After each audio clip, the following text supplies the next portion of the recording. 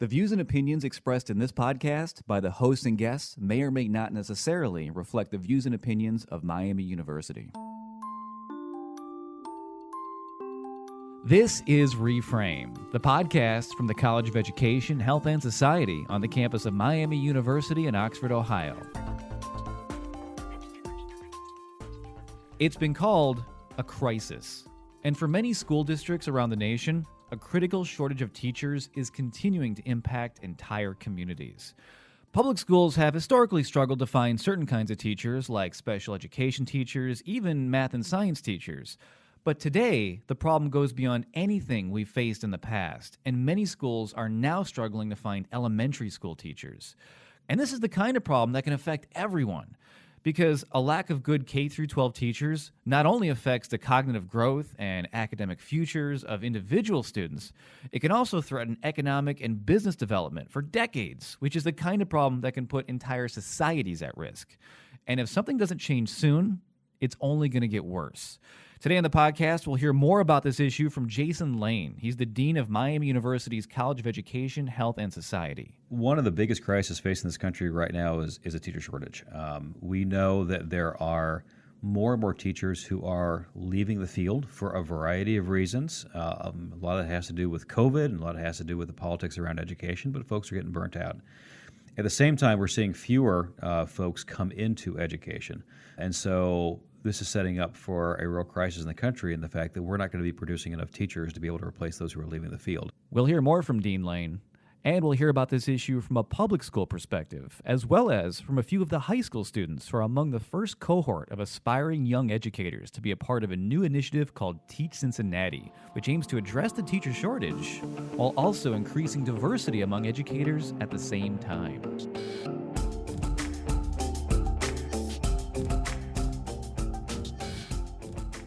Even before COVID, according to the Learning Policy Institute, there was a 35% reduction of students enrolling in teacher education programs between 2009 and 2014. So over the last decade, fewer people have aspired to become teachers. However, the shortage problem often shines a light on this recruitment issue, but there's another side of the story. 90% of all open teaching positions are actually created by teachers who left the profession. In fact, today, about 300,000 teachers leave the profession every single year, and many of them long before retirement. So solving this teacher shortage is not just about finding new teachers, it's also about keeping the teachers we already have. So one solution may lie in providing more opportunities, mentorship, and support to current teachers, but also providing these same opportunities to students who may one day want to become teachers.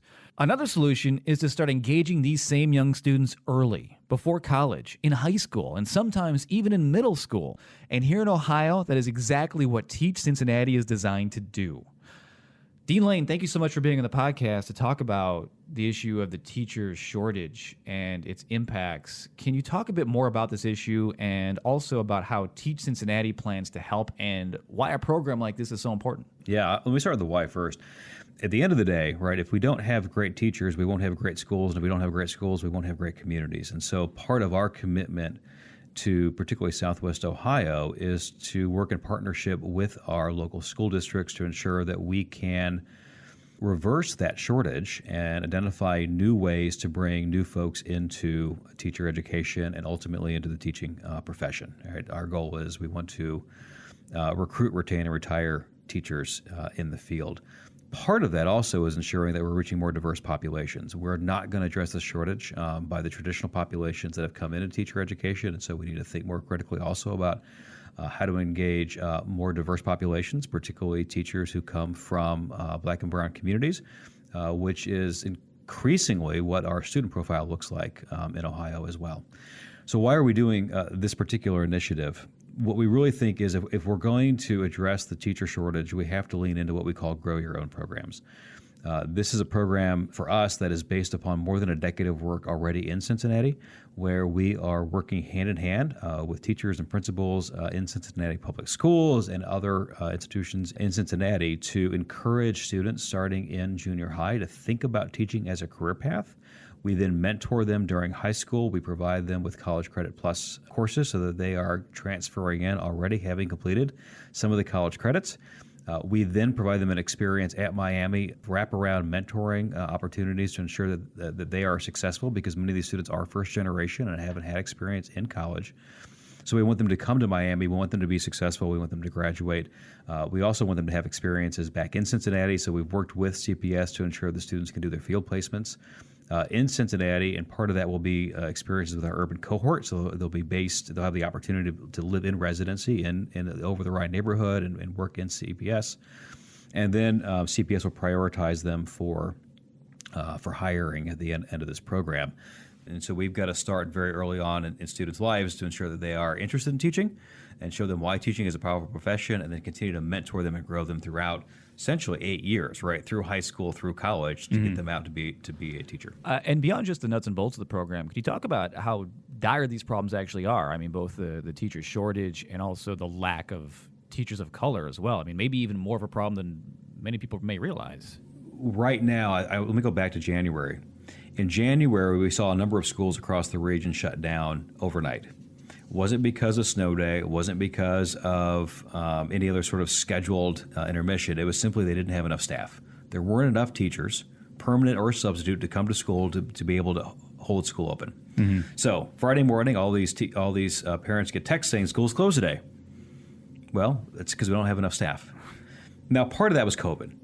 But it also showed us how close we are on the razor's edge to not having enough staff in our schools to be able to remain open down the road.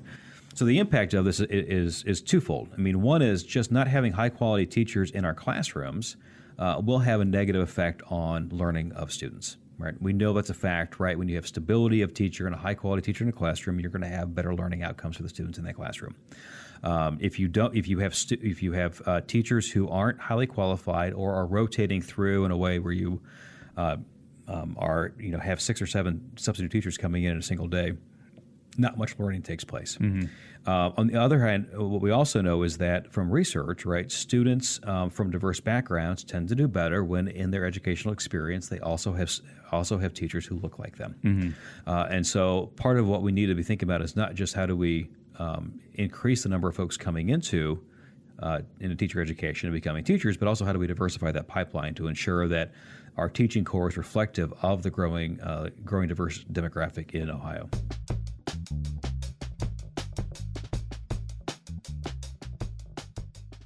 One of the most powerful aspects of the TEACh Cincinnati initiative is that it relies on a strong partnership between Miami University and Cincinnati Public Schools, which is a partnership that has been grounded in local community neighborhoods for over a decade.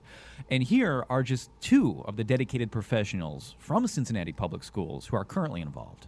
So my name is Javon Calhoun. I am a college specialist with Cincinnati Public Schools. I'm Marsha McDonald Wheeler. I am the 9th and 10th grade school counselor at Aiken High School. TEACh Cincinnati was first piloted at Aiken High School, where culturally relevant teaching and learning was emphasized through various lessons and projects that centered on Black history and Black culture, because reflecting increasingly diverse student demographics is another fundamental component, which is also designed to focus on the particular kinds of social and cultural challenges that many students, especially those in urban districts, often face. So talking about like the origins of the program, it all starts with recognizing a problem or an issue, and then making those moves and saying, okay, how can we address this issue?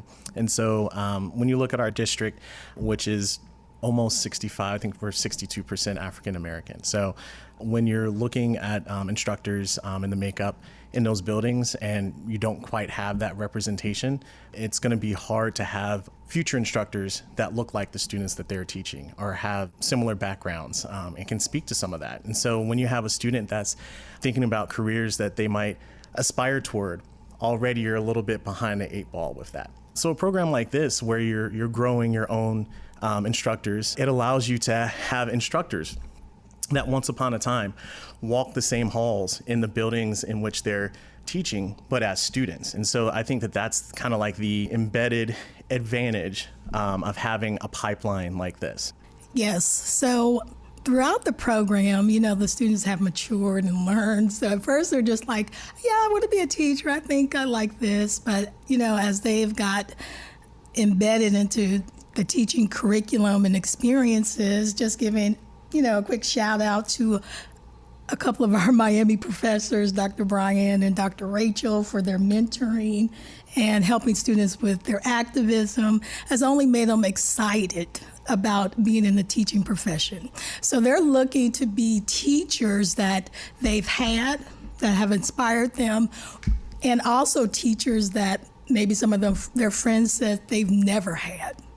So they want students to not only have the experience in the classroom by looking at like grades and classes, but to be able to take what they've learned and be better people out in the community. And we had the chance to speak to some of these aspiring young future teachers, many of whom are among the first cohort of this program. Here's Janiyah. So in our class, we're basically like prepping to become teachers. We're learning how to teach kids that look like us, like all the stuff that they can relate to and we can relate to. We learn how to like incorporate that into our teaching. Here's another student named Edward talking about what culturally relevant teaching means to him.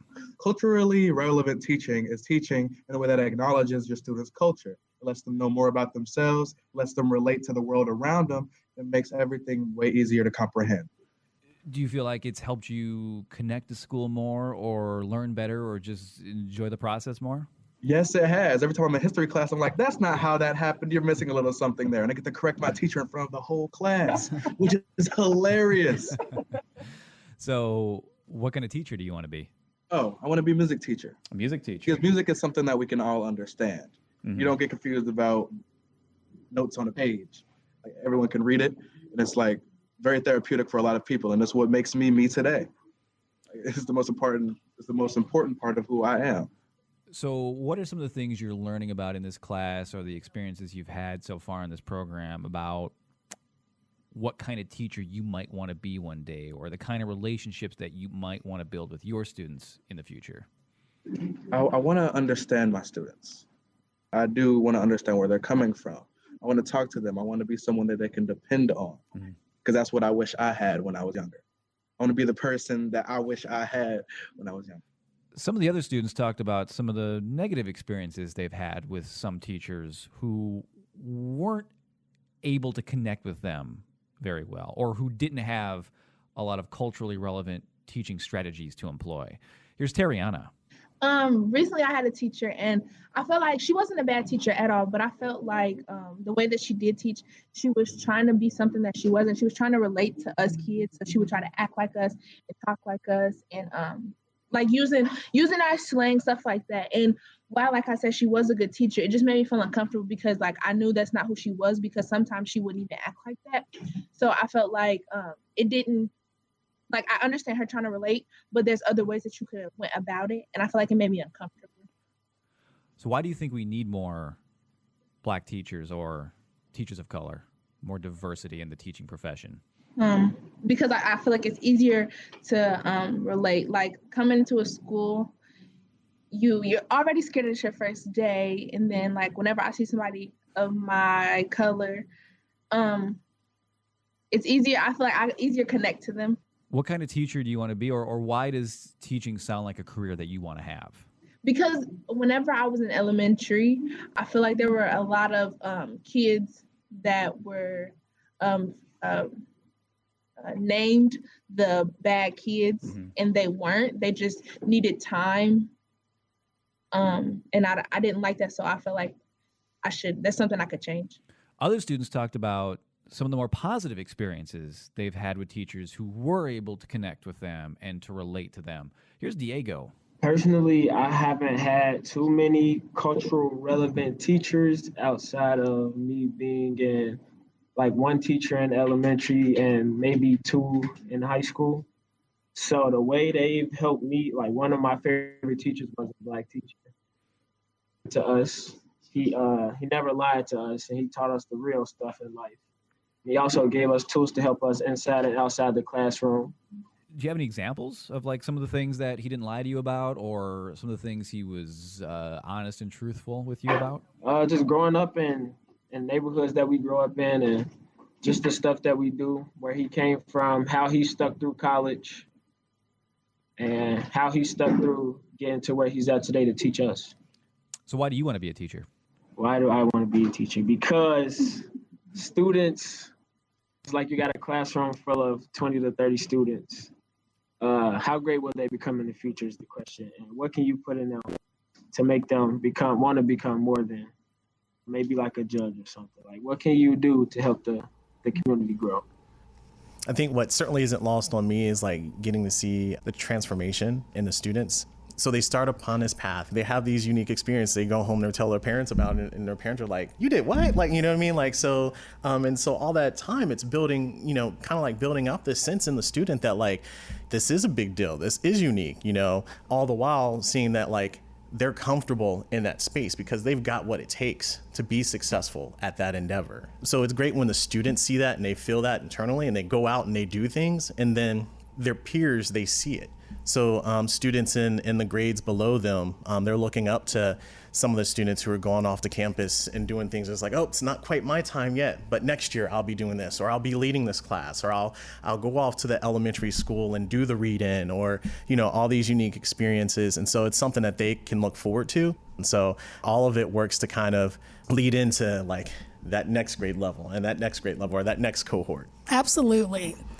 And what's even more fulfilling is that when their peers can see, like, you want to be a teacher, like, that's cool to you, it really inspires others. So we are definitely trying to get more students of color to see themselves as teachers.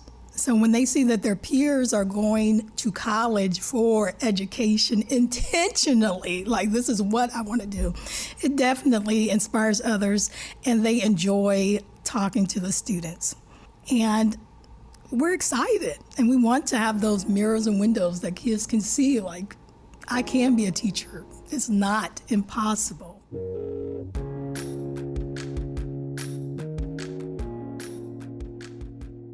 Dean Lane, can you talk about what's next for this program? I've also heard you remark that this could be a potential new turning point with the partnership with Cincinnati Public Schools. Is that true? Like, what would that mean? What would that look like? And could this actually be a program that could be modeled by other school districts with other partnerships across the nation? The turning point here is that we're not going to really have a dent in this pipeline shortage unless we scale. And so what we're looking to do now as we launch what we're calling TEACh Cincinnati is to scale those pipelines across all the high schools in CPS, and then the private high schools in Cincinnati, and then building out to the region around Cincinnati. So that this really is a systemic approach to growing your own in a way that allows districts support students early in their thinking about career development, providing students with the support and the College Credit Plus so that they can find ways, College Credit Plus, so that they can actually earn credits before they even get to college. And then part of our commitment is identifying resources to help those students be able to financially afford to attend higher education as well. And then, ideally, we think that this is a model that can be replicated, right? It's a highly intensive program. It is resource intensive, but we think it's the right way to do the work. But it is a model that's not going to be unique to Southwest Ohio, right? You can see this happening all over the country. You've also, of course, already talked about why the teacher shortage is such a critical problem. But I wonder if you could also, just to emphasize the issue, talk about the flip side of that. What are the consequences of not addressing the teacher shortage? Like, what would happen to society, or what would society look like, or what would our communities look like if we don't do anything? Sure. Yeah, just think about how much we take for granted schools that we have in our communities, right? And that children will have a quality educational experience that we hope will prepare them for college or for career. If we don't have teachers in those classrooms, right, a lot of that education won't happen. Even if we have substitutes who can come in and fill in temporarily, right? You have a rotating cast of babysitters, not educators. Right. They're going to be in the classroom. And so what we'll see is a significant amount of learning loss at a time when this country has already experienced learning loss because of the pandemic, right? We have ground we need to catch up on because of what occurred during the pandemic. Now we're seeing fewer teachers in our classrooms, and so it's going to be harder not just to advance learning, but actually to make up for the learning loss that's already occurred. The long-term effect of this will be, will be felt probably for decades. As individuals come through, they will need additional preparation for college. Hopefully, we'll be successful in college or in their careers. That may have a net negative impact on their earning abilities down the road, right, in terms of reducing their opportunities for career development and career advancement. This lack of education also has all sorts of health implications. It has tax-based implications. And for communities that don't have high-quality schools, it's a lot harder to recruit employers to come in to be able to set up shop because they realize the talent pipeline isn't there. So the impact is multifaceted. It just isn't on the student. It just isn't on the district. It just isn't on the community. It's on all of that. One of the reasons why Ohio was able to attract Intel was because they said we have a really incredible education system in Ohio, and they know that they're going to have a talent pipeline. Well, if we don't have any teachers in our schools, we aren't going to have a talent pipeline, and so that's going to have detrimental impact on not just communities, but the entire state. All right, great. Well, thank you so much for being here, for talking about the teacher shortage, about the new program, and we're excited and hopeful to see how it starts addressing the issue. Absolutely. We'll do our best.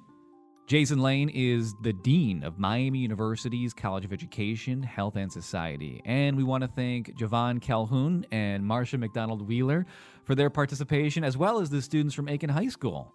And we look forward to seeing many of them here on the campus of Miami University this fall.